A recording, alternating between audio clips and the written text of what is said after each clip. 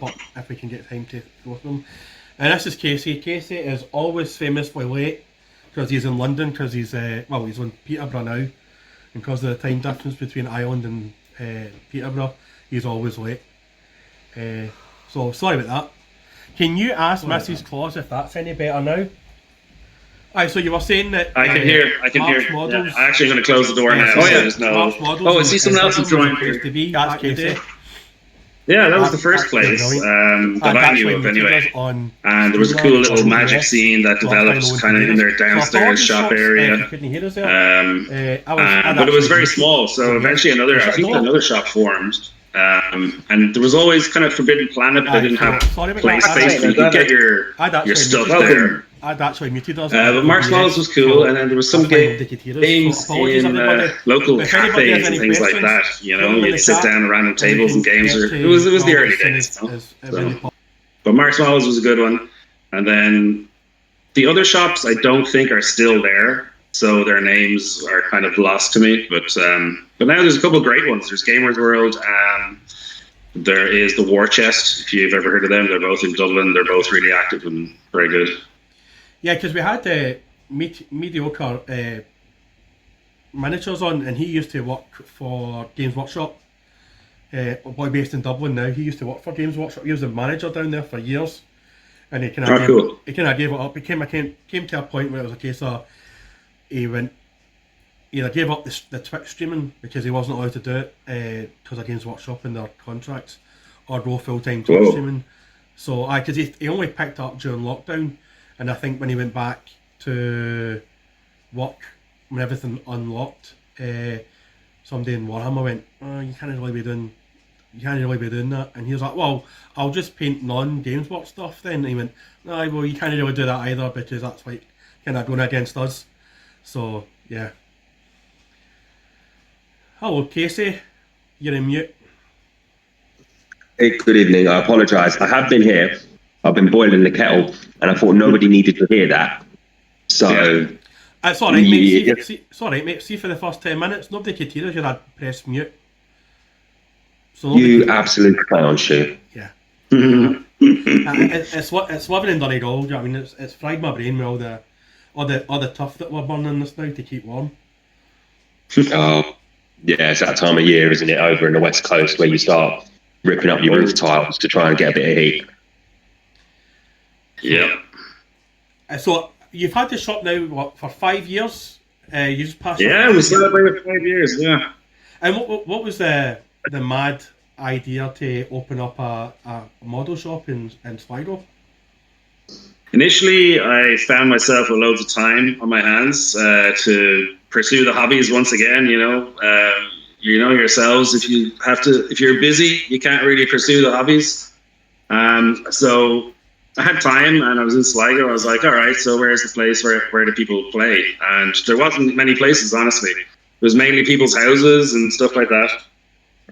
And so that's where the idea kind of spawned, was to have a spot where people could do this. Because obviously in someone's house, there's a limit to the amount of people can actually go and attend any kind of thing at a person's house and take over tables and rooms and anything like that. So it's not really, you can't really expand your community. So yeah, that's how the idea for the shop spawned. But there was quite a bit of community involved beforehand. We had kind of an active Facebook group, and we did streaming of Magic tournaments and stuff like that. So there was kind of a little bit of support there already, you know. I've got to ask. I just got to jump in quick, Dunk. Sorry. When you were setting your business up, yeah. Your name, how did you come to that? Because when Dunk told me he's got a shop called Serious Business coming on, I was thinking, what is this, some sort of consultancy or something? What's the deal? It's totally tongue-in-cheek, you know. So that was back when, Facebook was still young. You couldn't really have pages or anything like that. All you could have was like a chat room, basically, or, you know, a basic chat. So I just named the basic chat Serious Business, you know, just where we were talking about whatever games we were busy at. And there was only like 2 or 3 of us, or so 3 of us, yeah, I think started it. And then we added more people in, with more people getting interested in the various hobbies we were into. and we started going to our local game shops and kind of spreading the word. And then there was no footage. I was getting into watching Twitch and all this kind of footage of kind of real games, but recorded and live, and stuff like that, not video games, but actual, venues and stuff like that, and watching their live games and commentary. That really interested me, so I suggested it to our local game shop at the time, which was Gamers World, who are still probably number one in Ireland, in Dublin. And they were like, yeah, sure. Here's our back room, set up here, whatever you want to do and do your thing. And so we did that, and like loads of people got into it. The shop got super busy and has since just been great, but that was a long time ago, and I moved away, and slowly but surely things came back around to a similar kind of thing. Except it was my own place then. Yeah, I don't know if that answered your question. I kind of meandered a bit. Yeah. Sorry, I was waiting for Dunk to chime in there because I interrupted him, so I was waiting for him to jump back in. Sorry, that's my bad. No, you're okay. Oh, you don't, man. You're sorry. We are very professional when we do this. As you will learn as we go on. I don't know if Dunk mentioned it as well. Like, I actually caught a bit of your stream today when you were doing your raffle. Oh, cool. No, I didn't. I knew Dunk was there, right? Yeah, I loved it because it seemed like a scene of absolute organised chaos, like every good raffle should be. Wait, were you the Inquisition that was in the chat, or was that Dunk? That was me. Yeah, I jumped in for a little bit of watch. I apologise. I thought it was... We must have both been in the Inquisition chat, because I was throwing like stuff in as well, but I never noticed that if you were throwing stuff in, Casey, like... Cool. I jumped in. I tell you what, I saw you give away the Star Wars X-Wing bit. Oh, yeah. And I loved that every prize that was coming up, you were describing what it was, how you got on a hold of it, what you were doing with it. But I must have logged out. Dunk must have logged back in later on or something, or vice versa. But it was I loved it because it reminded me of community raffles and stuff that I help organise. It is. Yeah. It's just the absolute carnage of it that you can have one person turn up and win 50 things. What was the sort of how did that come about? Like, just obviously as a business doing a raffle, that can't really be like a good money spinner if you're charging only a couple of quid a ticket and giving away 50 quid's worth of gear. Yeah, exactly. It's realistically, from a kind of business perspective, it's a way to just pack the damages that you're taking, the stuff that isn't selling and things like that. But they are all cool things. The stuff we get in is stuff we all want and just can't afford. So it's all good stuff that's going to end up in the raffle. And we just have to make way for the new stuff. So there's no real way of doing things. And it was actually one of the ladies that was kind of presenting. She was working with us under a kind of like back to education scheme, and it was actually all her idea. It was brilliant. It ended up being a really huge success, and people were really into it. People were crafting stuff and donating it for prizes. It was really excellent. That's good. That's always nice that the community put back into that, because in the sort of raffles that I help organise, like for charity things, and you're dipping into your own pocket to organise it. But when people turn up with even just the smallest bit of tap, like, here's some cheap earrings I found and I don't wear, and you appreciate that, because you get this 50-year-old bloke who's built up a rich house and wants a bottle of beer out of it, and he gets the earrings, and then his mum wins the bottle of alcohol, and just, some swapping and stuff. I must say, when I was speaking to you off air, well, watching your wife and her helper pronounce some Irish names was absolutely... I don't know what's more entertaining, like you magnificently explaining all the Dungeons and Dragons stuff and the Magic the Gathering, and then kind of bumbling your way through, not bumbling, but kind of stuttering your way through the Warhammer stuff, and then going back straight on the point with telling us about what cards are in the Magic the Gathering, and then your missus was trying to pronounce Irish and European names. It was brilliant. That was fun, yeah. Very good fun. Is it something that you do often then? That was the first one, but I think because everyone had so much fun, we're going to do it again next, just before next Christmas as well. And what a sweet way to like pick up a whopper gift, either for yourself or like for someone, because it's just great, really good. Good on you. So obviously your missus isn't from Ireland. Is she from America? Did you No, meet her? neither of the people reading their names were from Ireland originally. I think initially Canada and from the UK. So they And aren't too familiar with them, although they're both around here now long enough to. and did you They meet got to them? pick up a bit of a claim. Did you meet your missus over in Canada and bring her back, or did you just? No. She made her way out to Irish soil on it by herself, and then we met here. Yeah. And was it much of a persuasion? Is she into the hobby stuff as well, or is it this Not just? at all. No. She's sorry, I shouldn't say that. She's very much into painting and crafting and stuff like that, but not so much the actual competitive nature of the games and things like that. And and you're just solely Magic and Dungeons and Dragons now, or do you do any 40k now at all? Yeah, the 40k is really good in the shop at the moment. Every Saturday, usually on Sunday now, is there's 40k battles going on, and occasionally then we do larger events with a bit of a round robin and things like that. No, I'm talking about you yourself. Is it? Do you play 40k now? Because you said at the Oh, start you no, I you got don't. into I it. don't play 40k personally anymore. I still listen to lore, audiobooks, and like obviously chat nonstop to everyone that's in the store. And I even go so far as to build little squads and things like that. And I threaten to play, but I'd never pulled the trigger. But if I was to play, I think I'm looking at the Grey Knights at the moment. I think they're savage.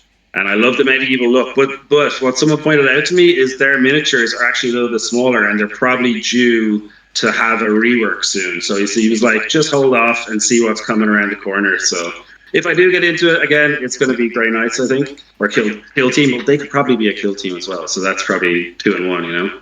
Yeah. Kill Team is absolutely. I enjoy Kill Team more than actual a 2,000 point game. Like Casey, you've got a Kill Team now as well. Do you prefer? I put you onto it. Like for me, it was just so easy. Like you know, when you're running your store, you got your guys coming in for a game. They can take a table up for like 2-3 hours. Mm-hmm. It doesn't seem like it's ever going to end. Whereas this game is nice, it's easy. It's done in 45 minutes. And I think, I don't know about yourself or don't, but for me, as I've gotten older, the quicker something takes like that, and I can get on with the rest of my day, the better. I can have my little 45 minutes of fun, and then I've got to go hang the curtains up or something else like that. Yeah. But Yeah. No longer do we have these like spare 8 hours, you know? Yeah. Well, used to are at a disadvantage because you've got you've got a shiny new baby, and your wee fella's what 4 or 5, Casey now. So you're at that kind of you're at a disadvantage where you don't have that time. Whereas I've got loads of time now because like mine's are like up and out more or less. Yeah. Well, that time's ahead of us. That's coming. We've got that bonus time later. Yeah, 100%. Much later, yeah. Casey? So I think that's actually a good segue to the next question, because obviously something I'm always interested in when we get guys on run shops, because we've had a couple now, is that sort of element of your work is your hobby is your work. So now what else do you do to switch off? Obviously you've got your family and all of that sort of stuff, but you know, does it ever feel like that you shut the shop up for a day and then you're going home and you think, all right, I'm going to have a little bit of fun, what do I do? Not anything that I've just done for the last 8-9 hours, or I found myself actually, and still even now, not as interested in getting into games, simply because you're just surrounded by them for so much of the day. And it does even take a little bit of encouragement to keep the current games going, like, you know. But that is also my personal social interactions as well, so they're important. So it is important to keep things going, you know. But yes, being surrounded by games definitely diminishes your interest in doing them when you do have some free time. I honestly like a lot of Twitch. You know, finding someone that's good at a game that can also present. I really enjoy watching a bit of Twitch. Okay. And how about that work-life balance of family and hobbying, and then, because obviously running a shop as a small business, as a sole like trader almost in one way or another, you're putting the hours in, aren't you? So do you find that you sometimes that time that the shop's open, you're in there like 2 to 3 hours before, 2 to 3 hours after, or? There's definitely times that I'm like, I shouldn't even be here. I shouldn't be here right now. That happens quite a bit. But the shop is at a point now that that little bit of extra is going to go a long way, because it's kind of properly self-sustaining. It's going to employ an extra person, we think. So it's making really nice progress, and we're being careful and not. We're being careful with how we go forward. And honestly, the community is what's making it easy, because it's been great. Everyone's awesome. Yeah. I mean, it is a great wee shop, and you cater for all sorts. How hard was it to narrow it down, or how did you get to narrow it down to what would sell, to what doesn't sell? Because your shop's got so much in it as well. Yeah, honestly, I did have quite a lot of experience prior to deciding to open the shop. I lived in places like that for a long time, since a kid up until I moved. Anytime I was in Dublin, I was in these shops, playing local events, drafting, checking out the miniatures, everything. I love that kind of whole thing. So I did know what sold. You can tell from the people that are in the stores at the time. If there's loads of people playing 40k sells. The same as the events of card games are going every week with multiple tables. So I knew which ones were the big and popular ones and had been there for a long time. And then as a grown-up, you kind of have inklings what's going to be good, because oh, that's a good rule set. Yourself, just because you have that experience, you have a little idea of what might stick. So that gets a little bit easier too. Yeah. I think it's interesting as well, Duncan, you've asked that, because when we had a store on called Mighty Lancer Gaming, who are based up in Yorkshire in England. And bless them, they're lovely, lovely people, but they will cater for anything. People go in there and say, oh, do you sell this? Next week later, they'll stock it. And, bless them, they really are trying to build a nice little community up there. But at some point, the first time I went in there, you had all the selections of paint, all the selections of minis. You went around this corner, and then next minute, there's all these train set things and all this other stuff. And you're like, it feels like sometimes when people do come in and ask you for stuff, that you might start spreading yourself thin a little bit. I don't know if you feel that. Definitely. And it's so tempting to do that as well. Because you might explore your suppliers' catalogs a bit and go, oh, they've got sick train set stuff. Look at these hills. I could maybe use these hills for other things too. Next thing you know, you bought into a whole separate industry, and it's going to sit there. But I think that's going to happen. You do try and avoid that, obviously, but it's going to happen, I think, no matter what. But what we do in that situation now is kind of, if it's never going to sell, we'll crack it open, use what we can for trade for 40k and stuff like that. If any of our kind of regulars that are into customizing stuff, we'll just give them bits and bobs, and the stuff will get used at least, even if it was an impulsive or bad investment, I did get that a little bit from the from your raffle today, that there was a couple of bits you were dead proud of when you bought. You must have been buzzing you got them in stock. And then I suppose it's it was the X-Wing game. You're giving this really, really great explanation of it, and then you're having to give it away because it didn't sell.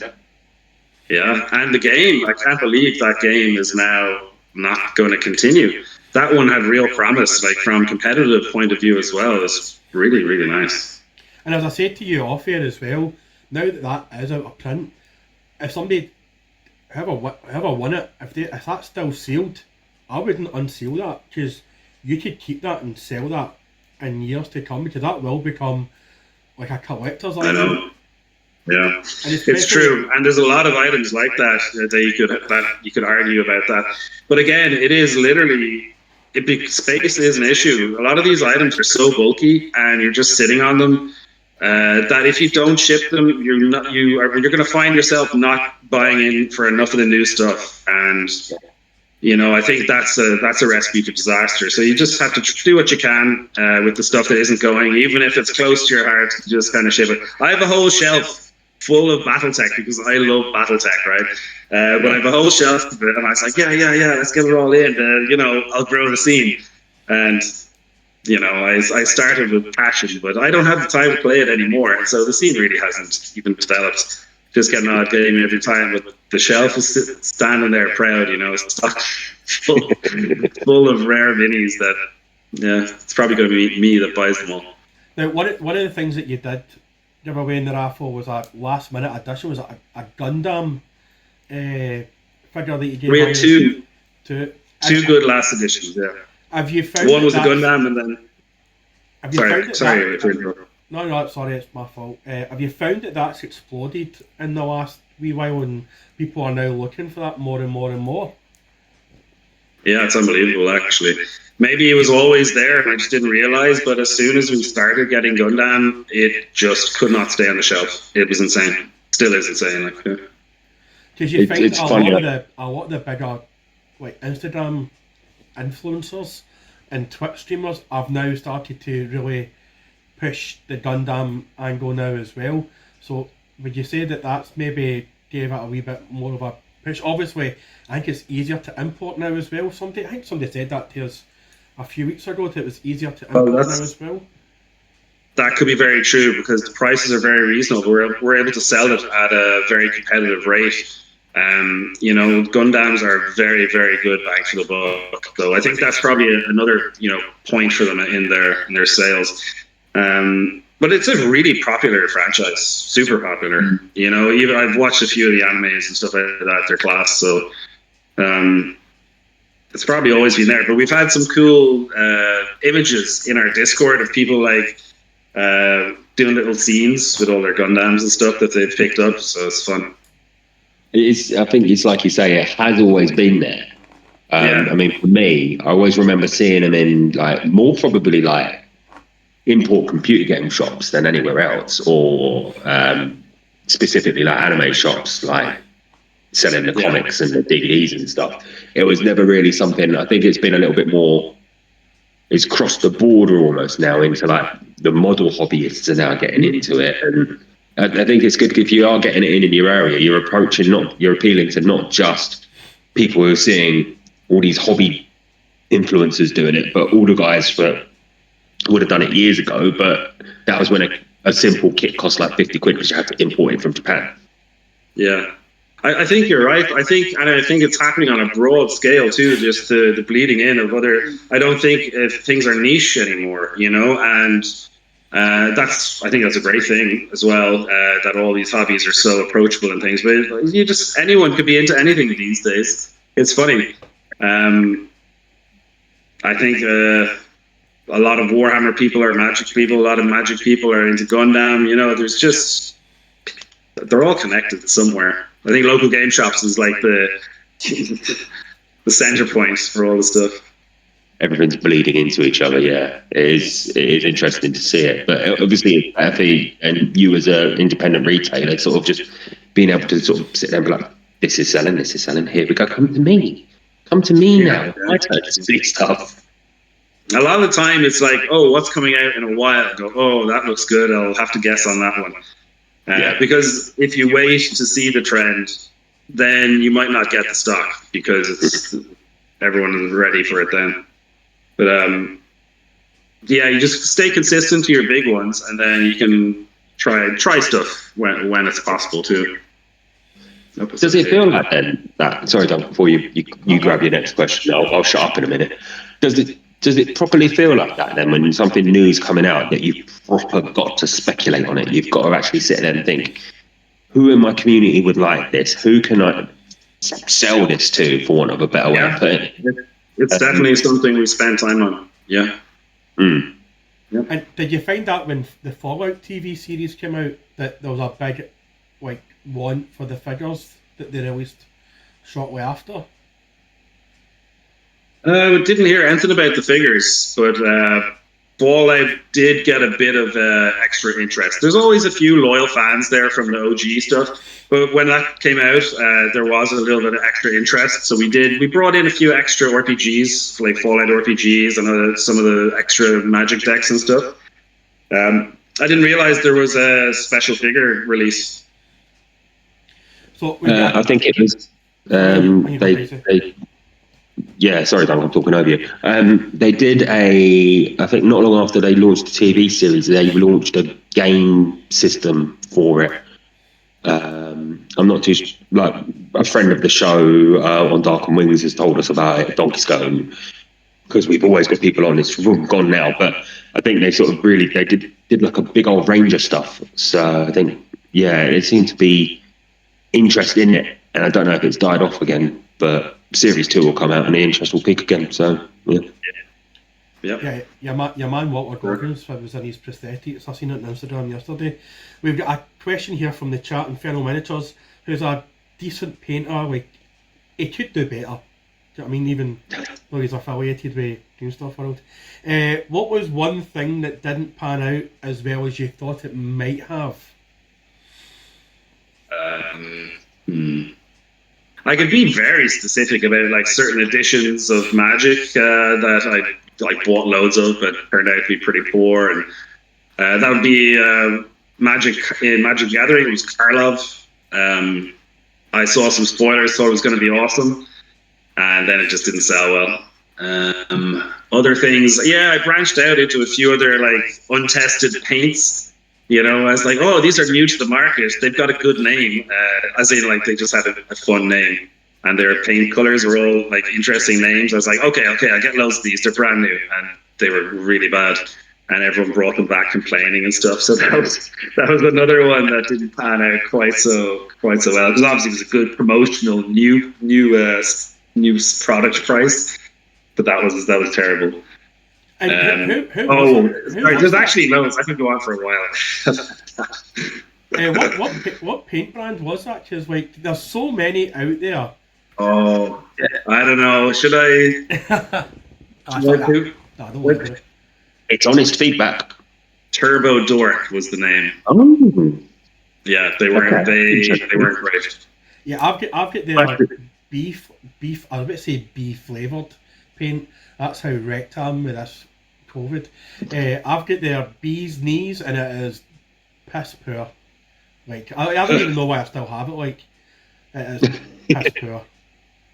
We do that, don't we? We don't throw any old junk away like that. I was going through my old paints yesterday, and I found one that there's like hardly anything in the pot, and I finished using it, and I just put it back in the box with the rest of the paint. I was like, and I put it away today, and I was like, why didn't you throw that away, you idiot? But that's what we do. But I do have to say, if you're looking for a decent middle range brand of brushes to buy, Orange Brushes, sponsored by the Inquisition, they're our sponsors. They sponsor us. I am so wasted. You'll find them on Instagram, folks. Give them a wee cheeky look on their Instagram page, and let's get them to 1,000 followers before Christmas as well. Two lads from England who have seen a nice wee gap in the market for quality Sable Kalinske brushes. And it's really funny, but we had them on a few weeks ago, and turns out one of them's colourblind. Yeah, all the tops of their brushes are colour coded, so you know what size of brush it is. Cool. And he said that's nice. And he said that one time he actually sent three of the same brush to Sunday because he's colourblind, because he couldn't tell the difference, which was quite funny. But yeah, folks, give them a follow. Not only do I love them, all right, we're gonna be making an order off them at some point. All right, test them out. Yeah. Not only do I love orange brushes so much that I've always got oranges in my kitchen.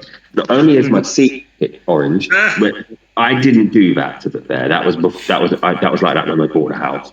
But I've recently redecorated part of the kitchen, and it's fucking oranges. Oranges are taking over my life. I will blink twice. That's how you know I'm in trouble. You blinked 3 times there. What does that mean? That you're in serious trouble? And you've got a wee orange logo in your t-shirt as well. It probably means I'm having a stroke if I blink 3 times. So And that's Mario. At this point of the Inquisition, man, this is like going back to week 1, day 1, man. I am so over the place. At this point of the Inquisition, we like to ask, we come off topic a wee bit, and we do like to ask the deep cutting personal questions that everybody tunes in for every week. When you find yourself a wee bit of downtime, the little one is all cute in our wee Moses basket or crib or whatever she's sleeping in now. What do you like to munch on? Apart from your wife, obviously. What do you like to munch on of an evening? Jesus God. Don't go Greg Wallace. And also, and another question, right? You being a southern man, right? A Dublin man, born and bred. Would you say you're a Tato or a King man? Because that's the question. That's a big one. That's a big one. Barry's and Lions as well. I mean, those are the 2 questions that you need to answer. I guess in latter years, I'd have to give it to Tato because I just don't visit the bar anymore, really. That's where I used to get my King crisps. But so I'll give it to Tato. And I'll give it to Lions' tea. What do I munch on, though? I definitely like a bit of pizza. Hot, cold, just pizza all the time. Give it to me. What would be your topping of pizza that you would like? I do have my favourite toppings. I know them quite well. It's a topic of hot conversation within our kind of close circle of friends. Not everyone likes olives, okay? But pepperoni, olives, and jalapenos. Black olives or green olives? Black olives, of course, on a pizza. Yeah. I do like, and this was given to me by a guy in America to try out. Pepperoni, pineapple. Boom. I've said it. Oh, man. Yeah. Honestly, you may think it's manky. It's not like Richard's Quaver crisps and a sour cream sandwich, which I did taste, which was giving me point nice. Why not bring that up? Pepperoni and pineapple is god tier pizza. By the way. Yeah. So I'm a recent convert to pepperoni or to pineapple. You know, pineapple is my missus's favorite topping, and that would have never touched a pizza. But you know, you make these certain considerations when you find your one. You know. Yeah. But yeah, so now I eat pineapple on pizza. That's a real big life change there. That is. Oh yeah, here look, you got to make these big changes sometimes. You know. More of a commitment than having a kid. Like, that comes natural. Pineapples on pizza, that's not natural. No, that's fair. That's fair. And when you like to what, and when you've had your black olive and jalapeno and pepperoni pizza, what would you like to wash it down with? Alcoholic and non-alcoholic? Well, yes, I do like both of those categories. Right now, I'm having a little coastal IPA.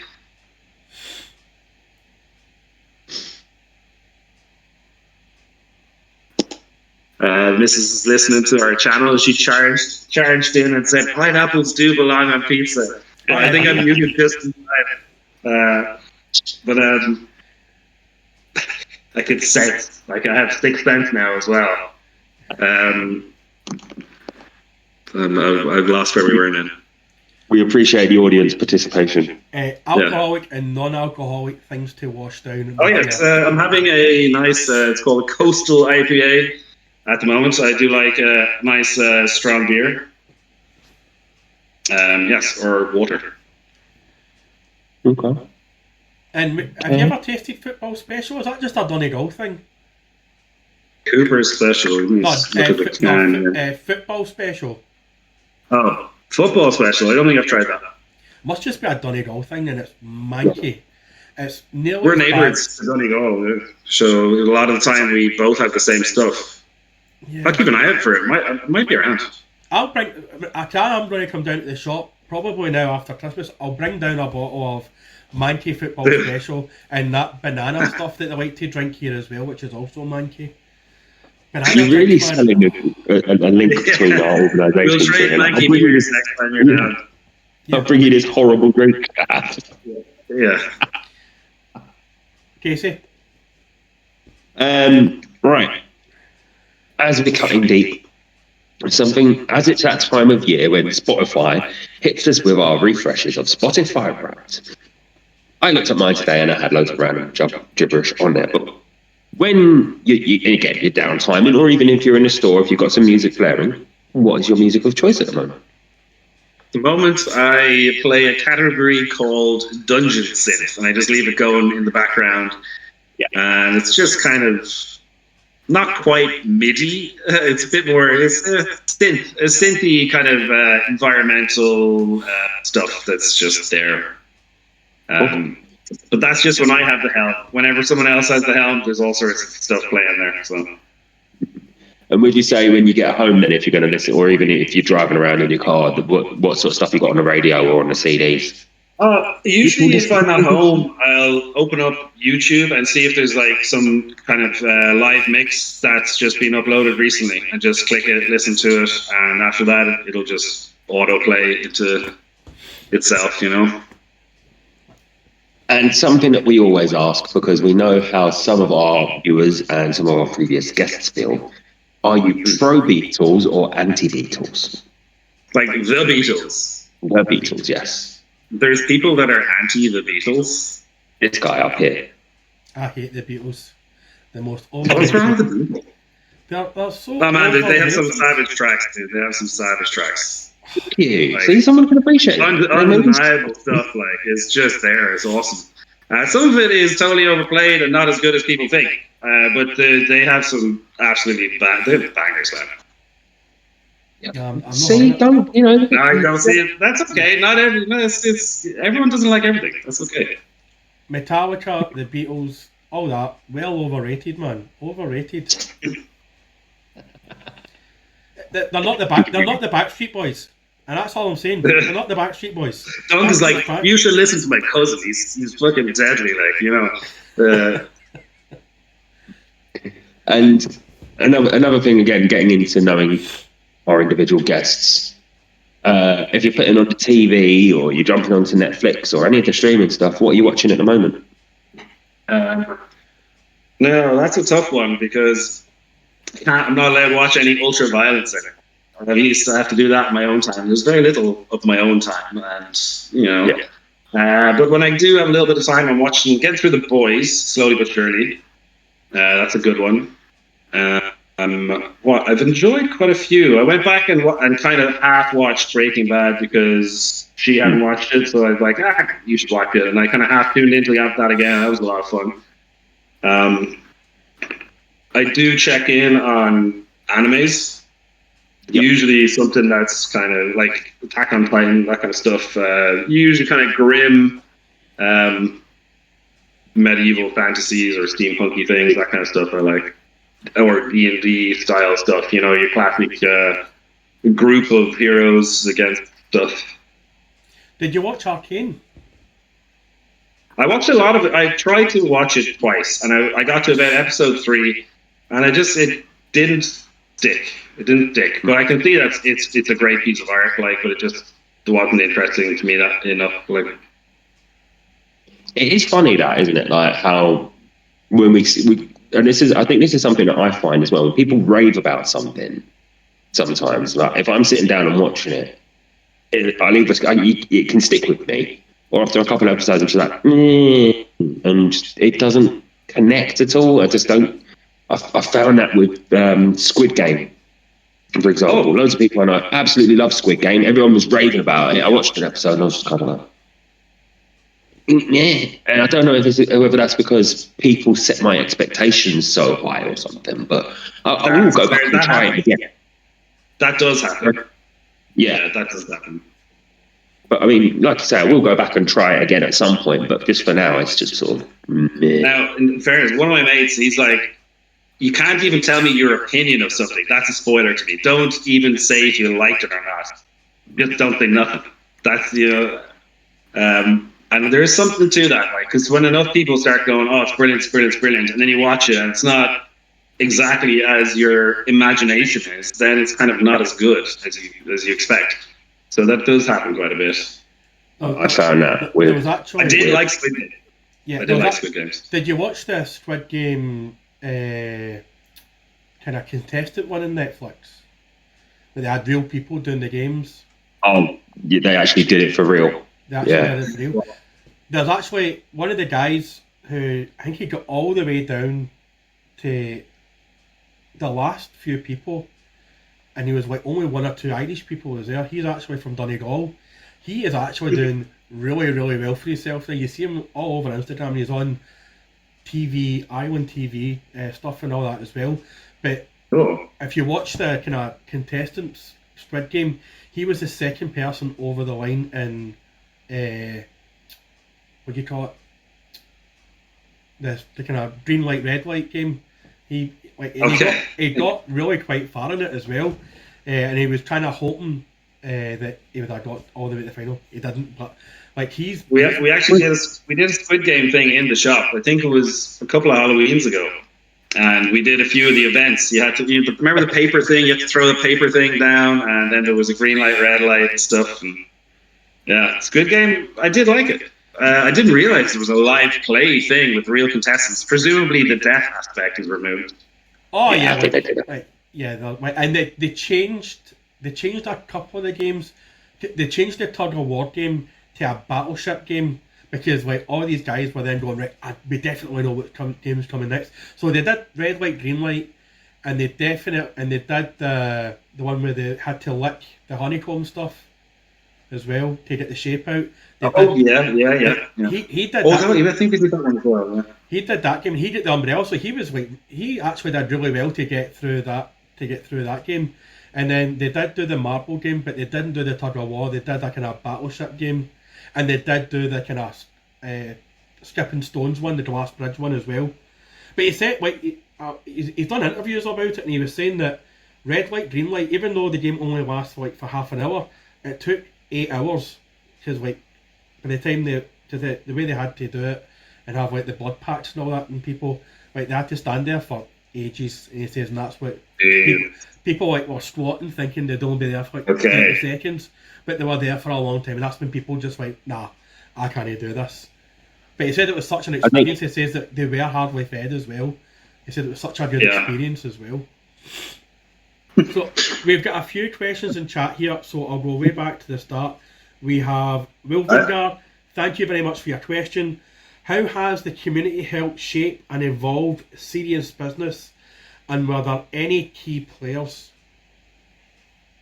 Yeah, definitely there are key players in the community, and the community does shape the direction that we go.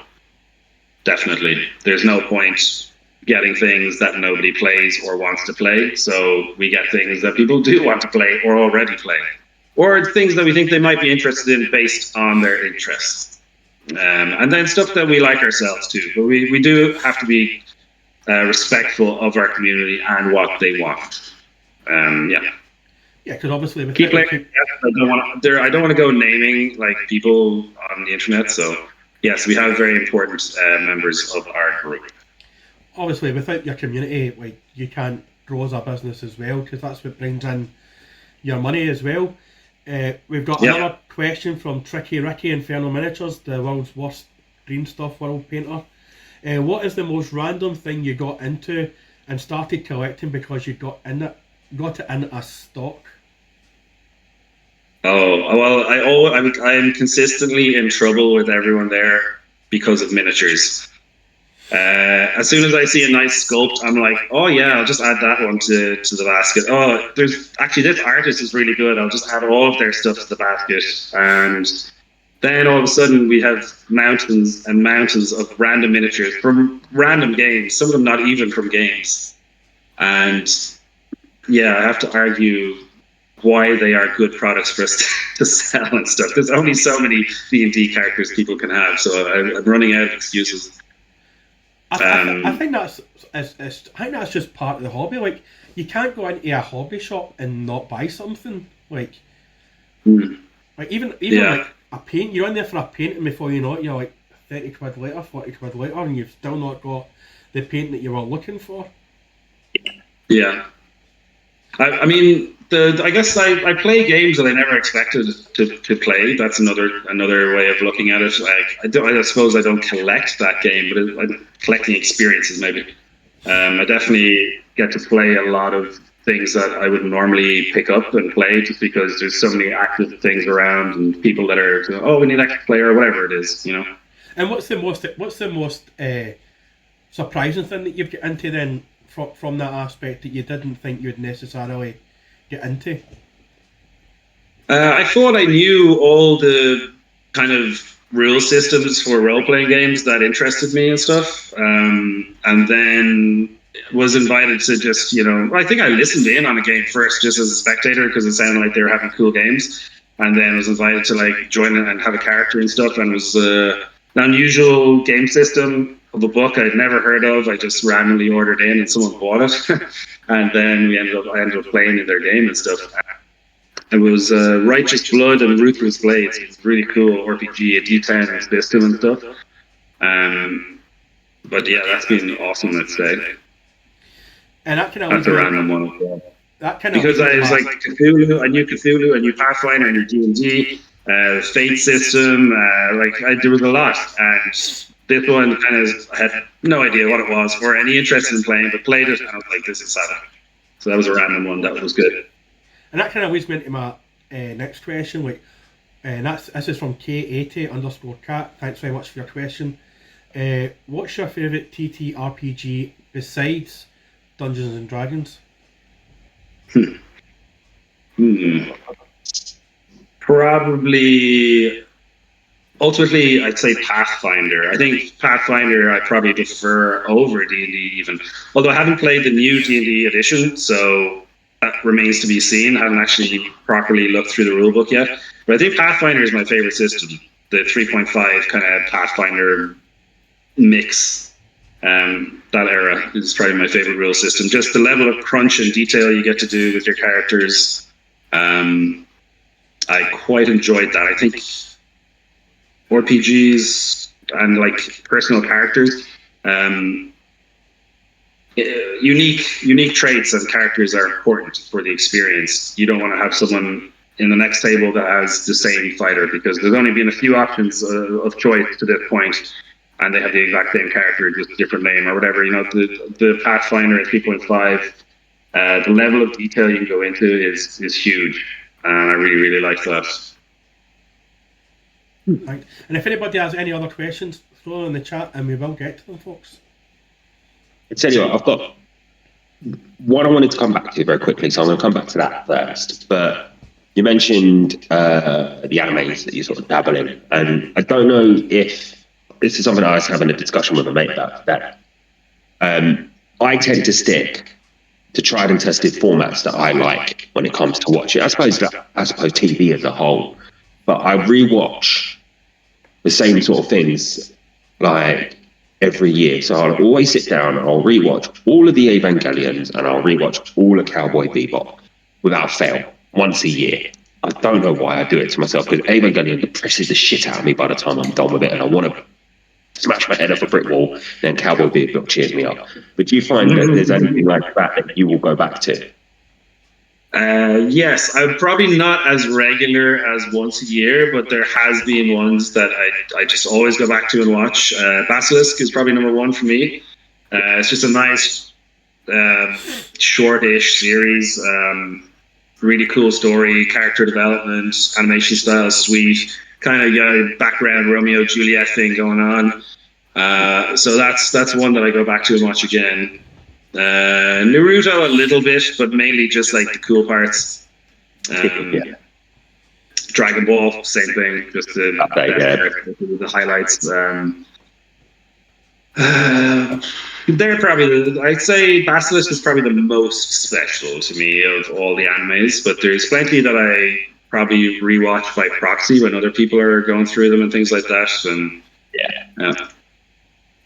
and it sort of segues nicely onto the next question I was going to ask, and this comes back to the shop a little bit too. So don't worry, I am weaving a way through a logical way of conversating. I went last night. I took my lad to the cinema and we watched Moana 2. Not my sort of film, but he likes it, so fine. And it was cheap. But as we were there, the lady checking our ticket gave him a Lorcana card, which I've heard of Lorcana. I didn't quite understand what the hell it was. I still kind of don't. I looked at it today a bit. But with it being a Disney trading card game and they're trying to obviously use Disney characters in a sort of a Magic the Gathering kind of way, is that something that you found there's been a bit of an uptake on? Because that sort of appeals to your average sort of trading card game player, which is thinking about it. You know, you use Mickey Mouse and Donald Duck to have a fight instead of dragons and stuff. I'm down with that. I want to know who wins between Mickey and Donald. Like, that would be an epic fight. Honestly, Lorcana was a weird one because, as kind of like we mentioned earlier, we do try and invest in things that we think are going to be successful. And obviously, anything that Disney is behind is usually going to be successful. And this has access to their whole database of characters, right? So it has the opportunity to be amazing.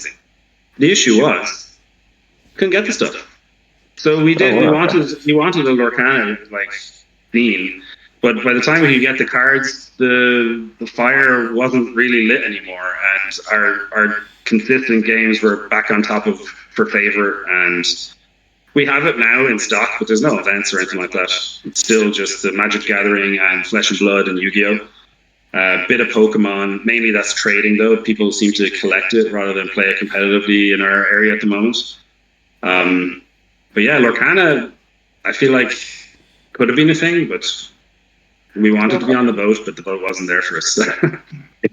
It did surprise me because the lady gave him a card and he didn't know what it was, so he's just looking at his card like, all right, thanks. He was more interested in his Happy Meal that I was sneaking into the cinema. But she actually looked at me and was like, take more. I can't give these away. And I was like, they're all the same card. Why do I want 20 of them?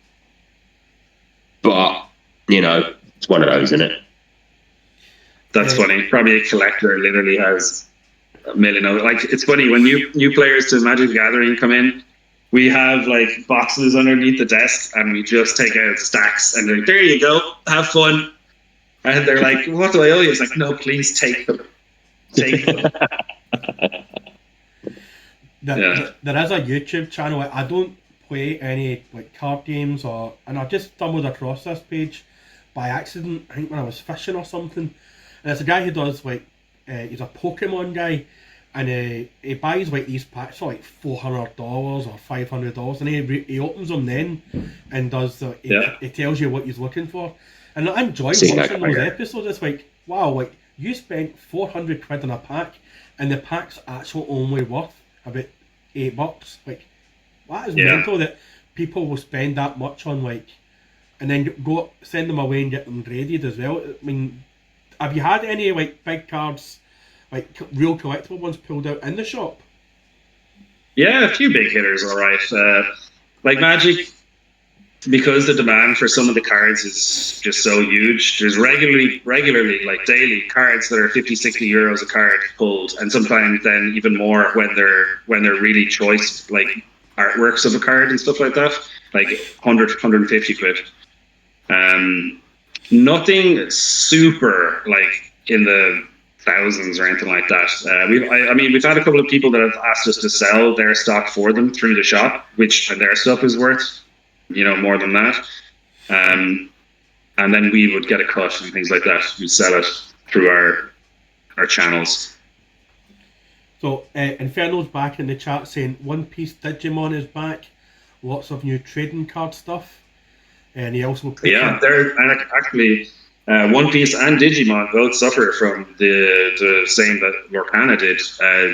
It's tough to get hold of their product and have a consistent. Like, it's tough to have a scene in your shop when you can't get consistent cards, and so that's happening for both of those games as well. And he also puts in Lord of Rings Magic card. I don't know what that means. And then we've got original. Wow, yeah, that's an interesting story as well. If you knew that one, when they released the Lord of the Rings crossover Magic set, they printed a singular version of the One Ring from Lord of the Rings. Some dude in Canada opened it up and it ended up selling it to Post Malone. Do you know the musician Post Malone? He bought it for $2 million. The One Ring. So Post Malone has the One Ring right now. That's scary. And it's something that I'm going to jump in here, and it's something that this aspect of Magic and trading card games has always interested me, because there used to be a second-hand game shop where I used to live donkeys ago, and on Sundays it'd just be full of kids playing Magic and doing their thing. You couldn't get in there to walk around. Like they reserved a game for me. I was trying to get to the counter. It took me 20 minutes to get to the front of the queue. But all they were doing when I got to the front, when they had the stacks of folders and they were selling the individual cards. Yeah. As a shop, do you feel like, given that you're into the sort of high side of the hobbies as well and you understand it, would you knowingly order this stuff in, rip it open and sell the individual cards to your customers? Or do you prefer doing it the traditional way of, here is a pack, I do not know what's in it, you could get something, you could get a load of chaff, or you could get something that's actually worth something? We do both. Okay. We do both. People want both, so we do both. And a little bit of we started turning the pack opening into a little bit of content as well, and opening some stuff, describing what the cards do, what decks they might fit into, things like that as well. But people want the endorphins of opening random things and the excitement of like what you could get. People want that. They definitely do. But people also want that singular card that finishes a combo in their deck. So there really is demand for both. So we provide both. And Magic is actually the only one we really, sorry, not the only one. Magic and Flesh and Blood are the only ones we do singles for, really. And we buy and sell in both of those games. And do you find then that the way that you're operating with that, because to me it seems like a whole market force almost. It's almost like a stock market, for want of a better way of saying. You know, that 1 minute you've got a card that's worth, to someone it's worth a tenner, but to somebody else it's worth 20p. You know, do you sit there and do you find you're negotiating over the price of these cards, or that you actually sort of enter into deals almost for them? The era, like, negotiation is still there, and I think it should always be there. You know, if you've got a regular customer and they're buying a lot of stuff off you, you should be treating them fairly and allow them to negotiate for like all this consistent loyalty that they've shown you. So I think in that regard, there should always be a little bit of wiggle room. As for the actual value and the negotiation of kind of secondhand cards and stuff like that, we have found that there is a good kind of peer-to-peer figure that you get from, they are like a middleman website called Card Market. I think they're German, and they are like, they're like a holding company, right? So you can list all of your stuff, and your friends and anyone can list all of their stuff, cards. They'll allow you to do a person-to-person trade, or for money or whatever it is. They'll take a percentage of this and they'll hold everything till all the banks clear and everything like that. So we use their kind of averages and their prices as our guide. And we tell our customers that's where we do it from. That's where you should probably do it from too. Because there's no like company trying to alter the value. This is a person. This is valued from Joe Soaps. This is all us that's putting the values on this.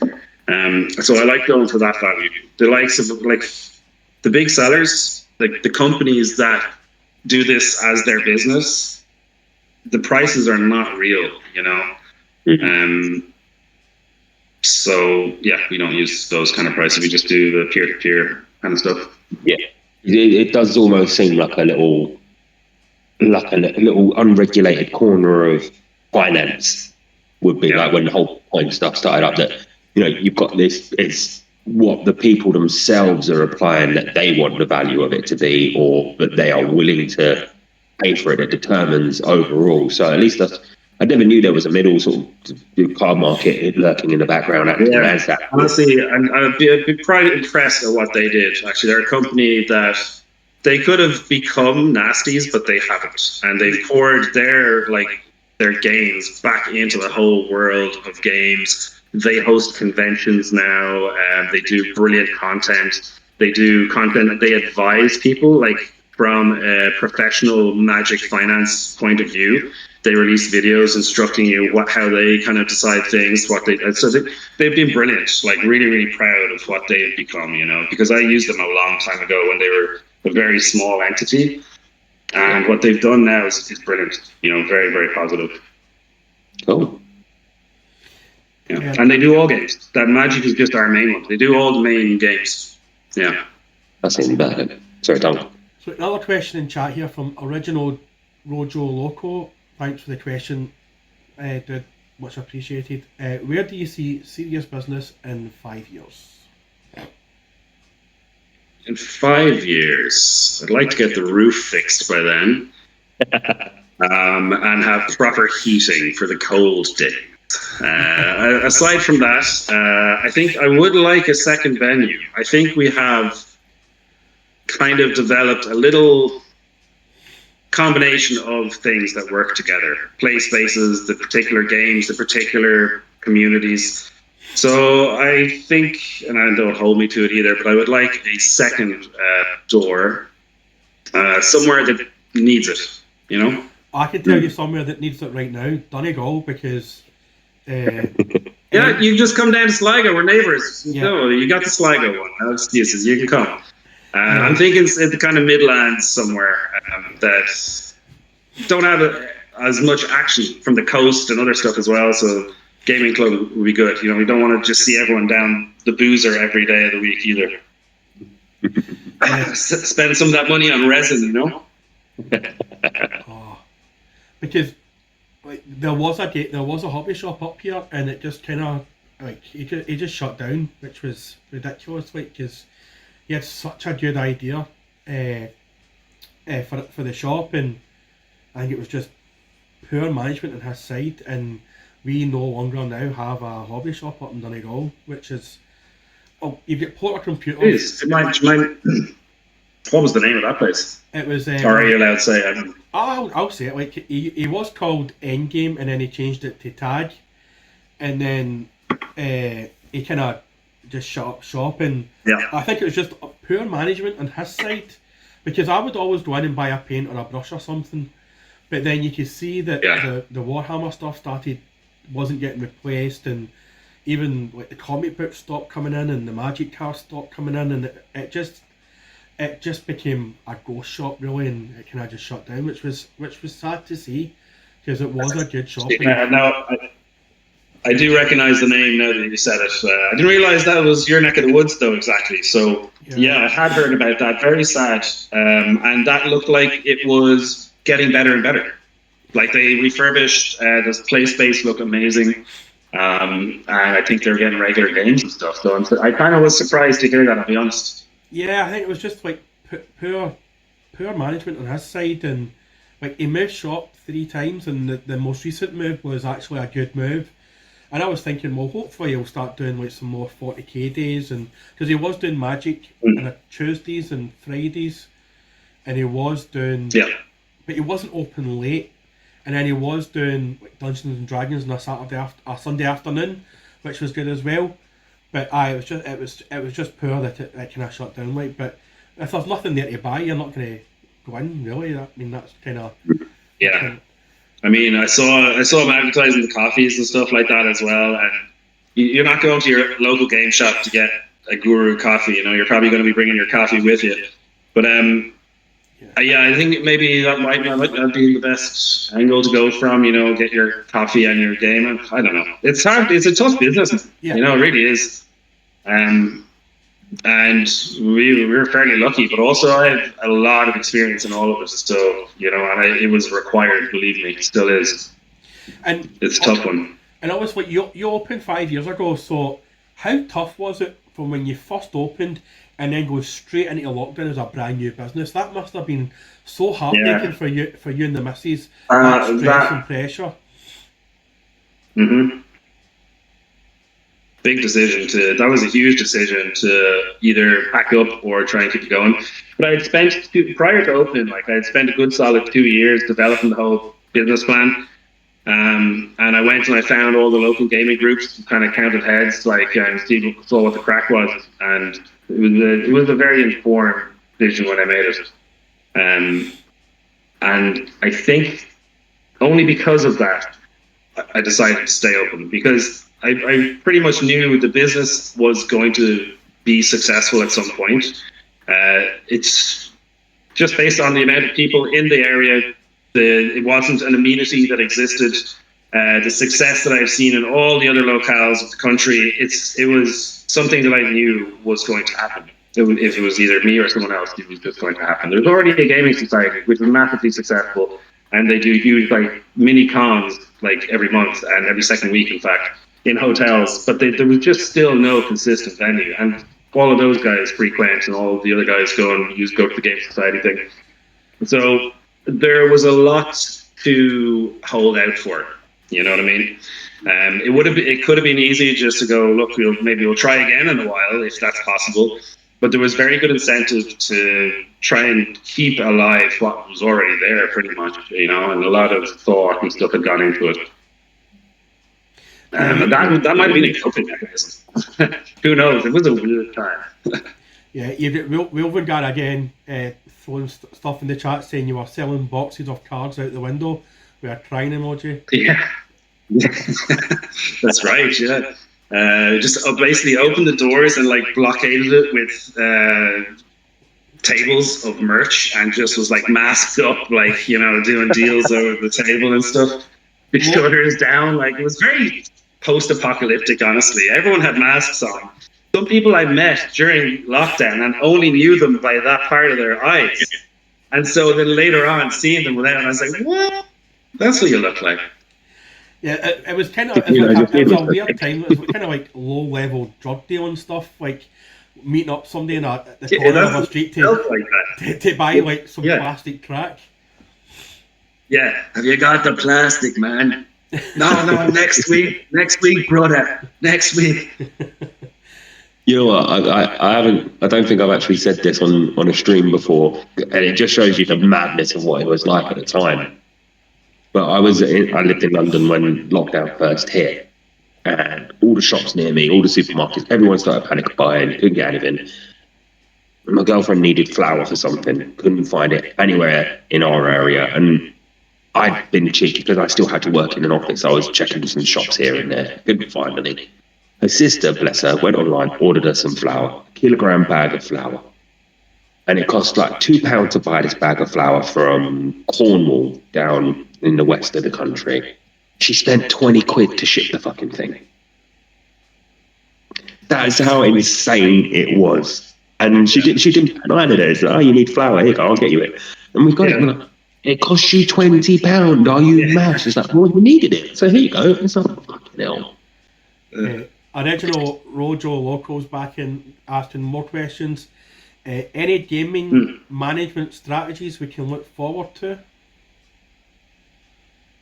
Gaming management strategies. We have started pushing a video game area in the shop. So downstairs, actually where we filmed the raffle today, that's normally like a video game arena. So we've started getting screens and stuff like that, and machines, and hooking them up.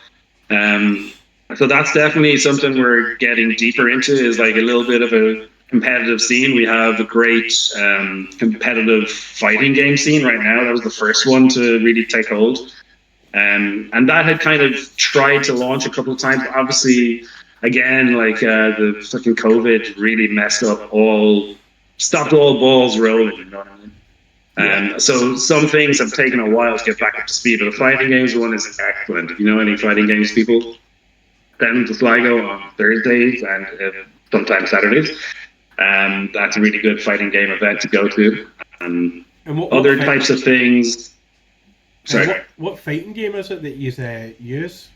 Tekken 8 is the main one, but they also play a bit of Mortal Kombat, a bit of Street Fighter, Guilty Gear, Smash Brothers, and I'm sure there's other ones. There's a lot of niche games that get played as well. Just someone has a favorite that they bring in someday, and that's like the side game for the night.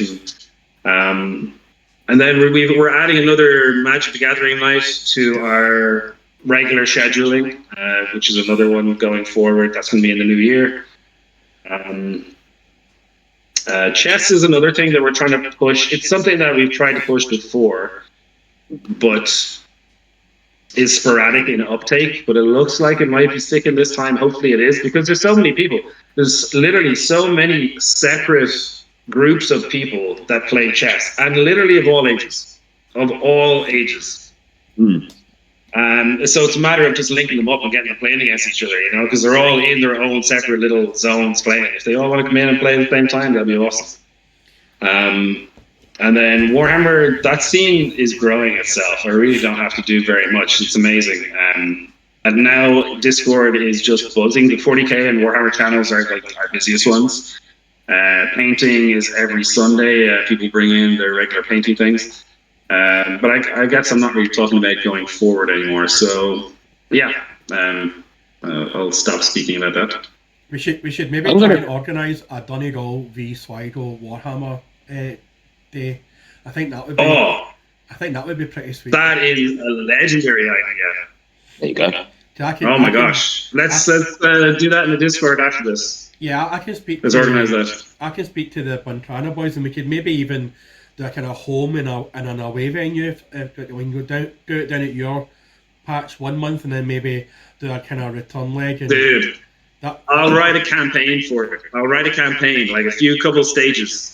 Yeah, I mean, one of the guys that we've had on previously, and I think, we've actually had 2 guests from the Donegal Dice Winners. I think one of them won a prize, Mark Doherty. I think he won one of your prizes today. But we've got another boy called Shane. I think he helps run teams and all that. But I think it would be a good bit of crack, like county v county. Do you know what I mean? Like kind of like the GA, but for Warhammer. Do you know what I mean? We can make it less violence, though. Yeah, not completely like the GAA. Get less violence in there. You're all right. I know, but I think I mean it's something I've been thinking of for the last wee while. Like, I think nobody really knows. Like, I stumbled upon your shop by sheer accident, and I was away from my daughter's 30th. I remember, yeah. And I was kind of like scrolling through my phone, and I was like, where can I buy Warhammer? And I kind of found your shop and dragged my missus in. She was not one bit happy, but it's part and parcel of being with me. But I think that'd be a good something we could try and organise after New Year's, like Sligo v Donegal, 40k, like 2,000. And that would be a good. I think that would be a good day out fight for everybody. Do you know what I mean? So one of the questions I was going to ask you, is you are open quite. When you open, obviously you said you spent 2 years doing your business plan. Your hours are open up between 1 o'clock and 10 o'clock sometimes. Was that a deliberate ploy to get those people that kind of school, after school people and after work people to come to the shop? Yeah. So the thing to consider there is the actual man hours that you're able to be there and do stuff, and then the actual hours that your target customers are going to be available. So that what we have now is just what we have kind of ended up at. We've tried various different other time zones and things like that. This is what's working for us right now. So our official opening hours are 1 till 8, but whenever there's an event on, we'll stay open until the event is finished, which is often much later than 8 o'clock. But we close the shutters and everything like that at 8 o'clock. If someone is to walk in while the shutters are down and they want to have a look around, we're still there working, but usually it's just to finish out the tournaments and stuff like that. Cool. Yeah, I think that's something that's actually a lot of shops don't actually think about, is that your manpower hours versus your customers' manpower hours. Because there's a couple of shops near me which are open every day till about 5 o'clock. And it's like, you ain't going to get anyone coming in between 9 till 4. You might get some people coming in on a lunch break maybe, but you're not going to get any passing trade, as it were. You're not going to get anyone particularly coming to you in the middle of the day because they're at work. Yep. That's it,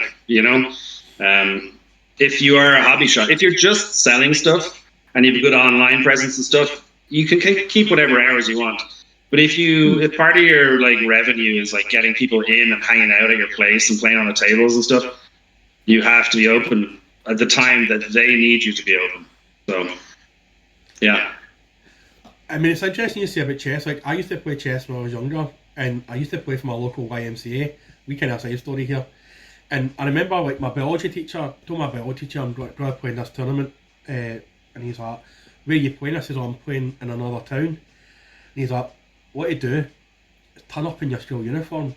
And I was like, what do you mean? He says, turn up in your school uniform, and that'll put the guy off right away because he thinks he'll be playing some sort of prodigy of chess. Now, I was pretty poor at chess. But I absolutely spanked this guy and I said to him, he says, what made you turn up in your school uniform? I said, oh, my school teacher told me to do that. And he was like, that put me right off right away. I thought I was playing some sort of... That's clever. That's clever. Yeah, psychology, man. Mulvigar's back in again. Top two hated parts of running an LGS. Top 2 hated parts, all right. Oh, the first one is probably dealing with suppliers that do not care about you. They do not care about you. Do not be fooled. They care not about your little corner of the local games shop world. They do not care. So that's tough dealing with the nameless kind of large organizations that make all of the stuff and their middlemen. And that can get very annoying, very frustrating, especially when... you're expecting to get stuff and it doesn't arrive and it's simply oops or sorry, but the lad that's ordered from you and is waiting for it is not getting his material, and so now it's the LGS who's at fault. That's a really tough part of it. I really hate that part. If everything just did what it was supposed to do, that would be great. Second most hated part of running an LGS is probably you don't get to play that many games. So that sucks. The whole reason I started this was so I could play games, and now I don't play games. I mean, that question's a great question. It actually leads me to a question I actually forgot to ask you.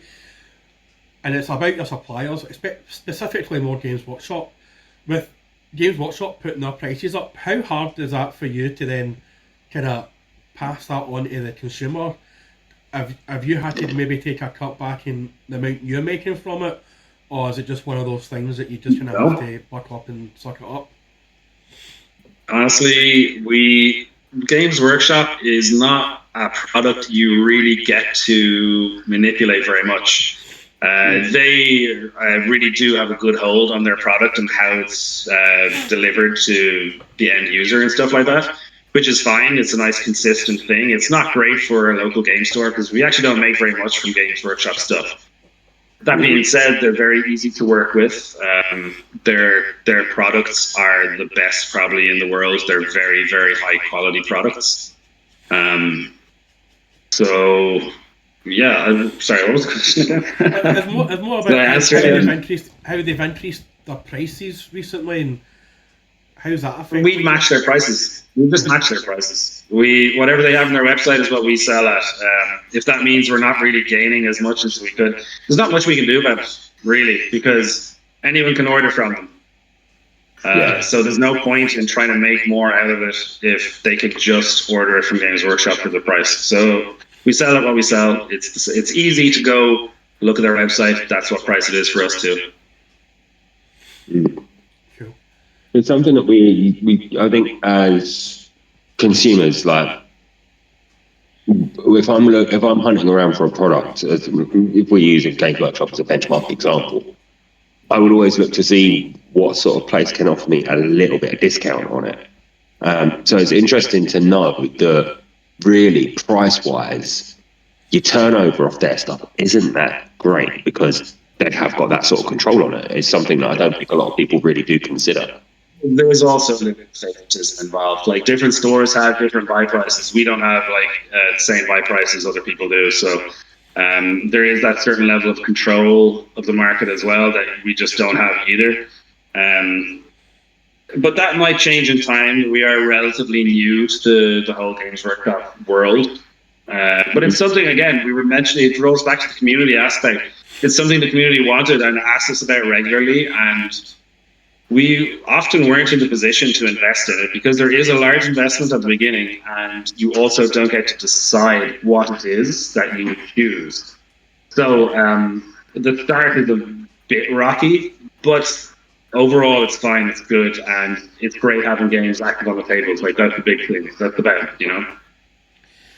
Another question in chat before we wrap up here in 5 minutes, and it's from Cat 80.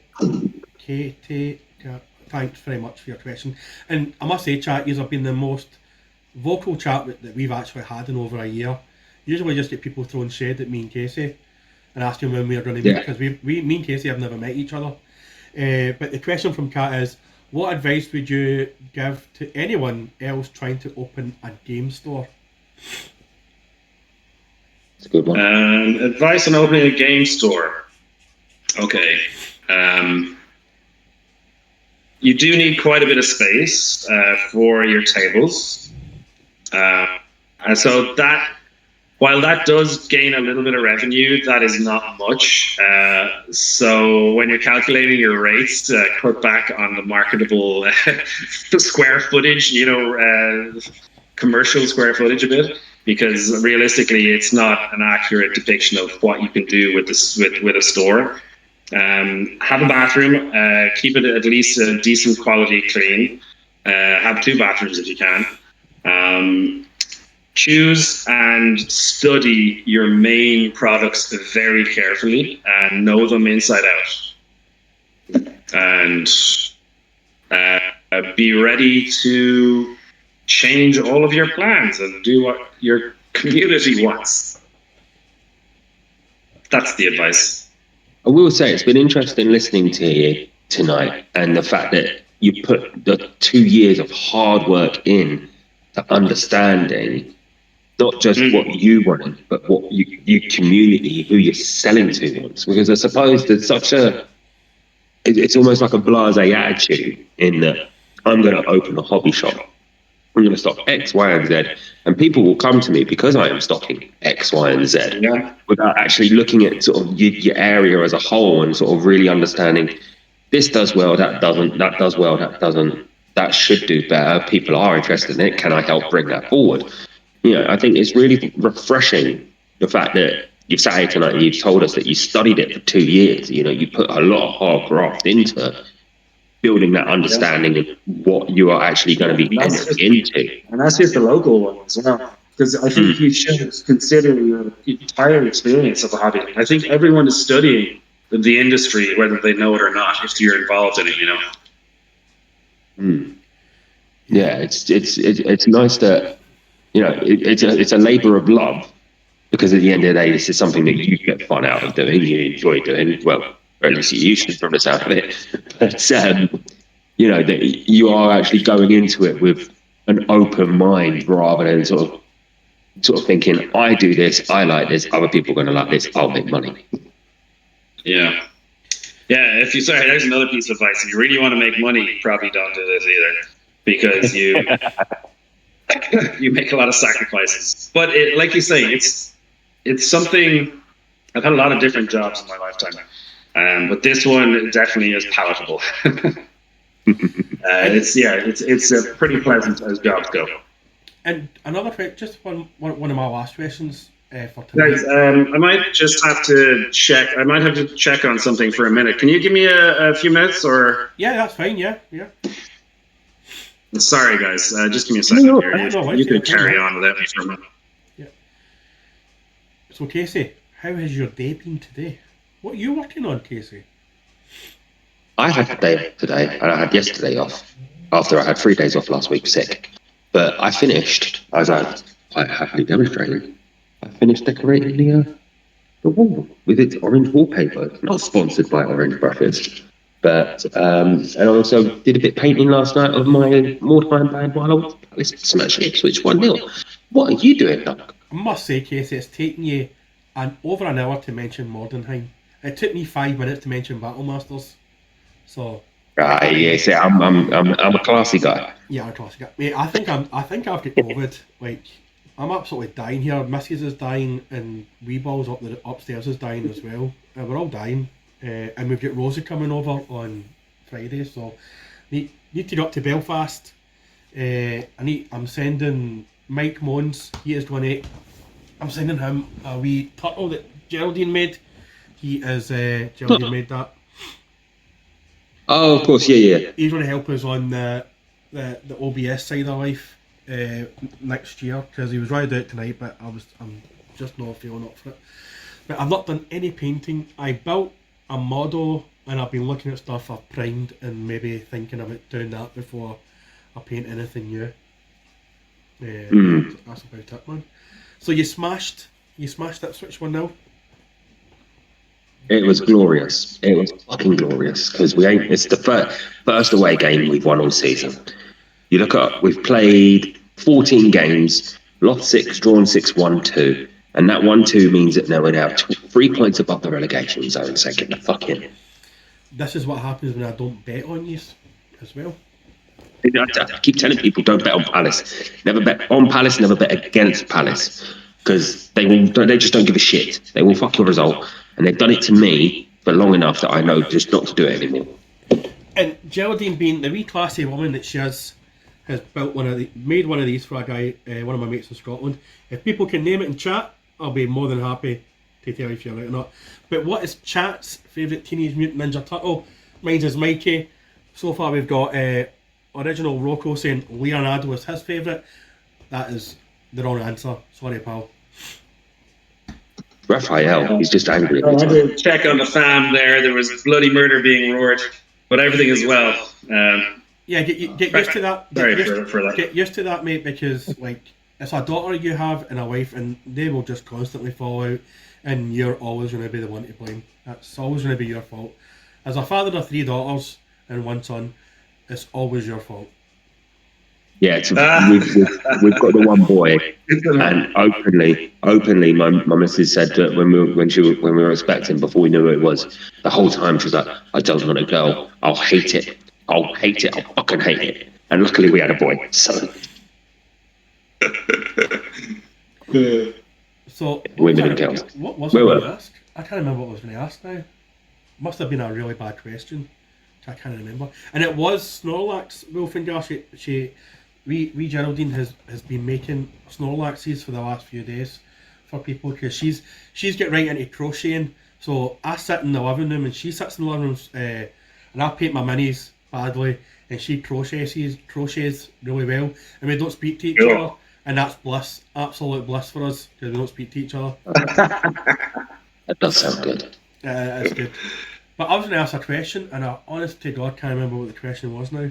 Oh, I'm so raging at that. We were talking about the research, and the original question was the 2 things that you sort of disliked about them in your shop. Then it was the amount of research that you put into it, and then you were leading on from there, Dunk, and I can't remember what either now. You asked me about football, and if you ask me about football, my mind just goes blank. No, it's totally gone. But yeah, it's all good, man. Well, it's probably best that we wrap up there, because I really can't remember what I was going to ask, and it'll come to me, and I'll throw it in Discord in your chat, or I'll DM you at 3 o'clock in the morning. I remember what it is now. Hallelujah, praise the Lord. Casey, you get anything you'd like to add before we pass over to our guest for final words? No, thank you very much for coming on. I actually remember what it is now. I remember what it is. Do you see a point where you'll actually, or maybe I've missed this, that you'll actually sell online and mail out to people, or is that too much hassle going forward for you? Sorry, selling online, is it? Yeah, selling online and then like delivery, or is it just? Like, yeah. So yeah, we did do mail order for a while, all right. That was mainly actually during the COVID time. Is when we did it up. And we are going to do it again, believe it or not, which is great. And we have an amazing catalogue. So that should be going live. It's probably realistically going to be in the new year now. We're hoping to have it ready around Christmas, but it's not ready yet. So I'd say the new year we'll have our mail order stuff online and back in action. I mean, that saves me buying stuff at Air Hobbies, because that's really the only, probably the main retailer that I use. So I would obviously prefer to support more local business, even if even if it's just like an hour and a half down the road. Yeah.